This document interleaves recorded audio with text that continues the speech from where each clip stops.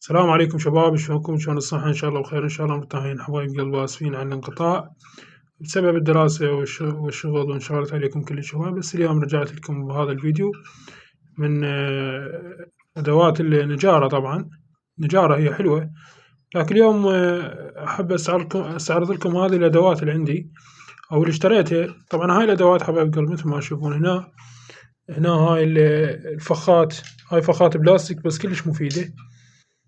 هاي هذين القراصات، هذين يستخدم للخشب للكبس. شوفن هاي الفخة الحديد، هاي الفخة. هسه تقولون شنو هاي اللي جاي تستعرض لنا يعني شنو ذن الغراض؟ حبايب قلبي ذني كلن مشتري انا من البالات.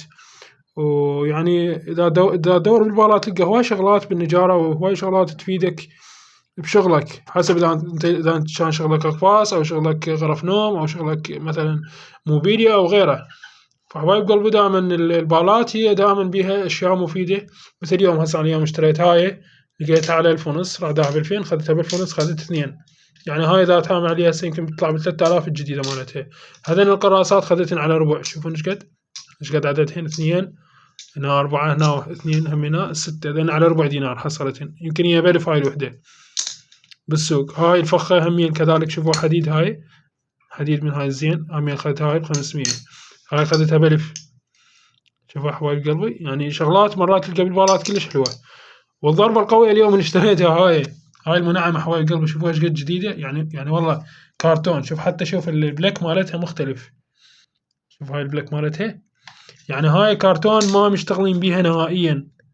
هاي خذيتها ب10,000 دينار بس فد شي روعة. هاي التفاصيل مالتها شوفوها حبايب قلبي، هاي الماركة مالتها.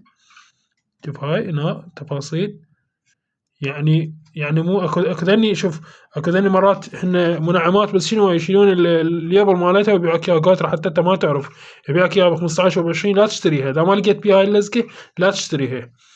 بس هي بيها نقص، النقص مالتها هذا اللي يسحب الغبار مالت النجارة. طبعا هاي منعمة كلش حلوة، اخذتها ب10,000.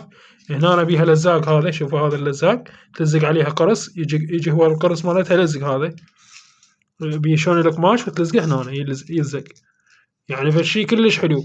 فانصحكم حبايب قلبي، يعني اذا تنزلون للبالات تلقون هيجي شغلات رخيصة اشتروها، لان هي تفيدكم احسن ما انت تروح تشتريها جديدة، خاصة للمبتدئين. حبايب قلبي ليش تروح تشتري مثلا اذا تشتريها اقل شي ب35 او ب40 الف، اقل شي تحصلها بهيج السعر. فانت يعني حاول تدور بالبالات تلقى شغلات جديدة، وان شاء الله شكو جديد انزلكم. وتحياتنا لكم شباب، وشكرا جزيلا.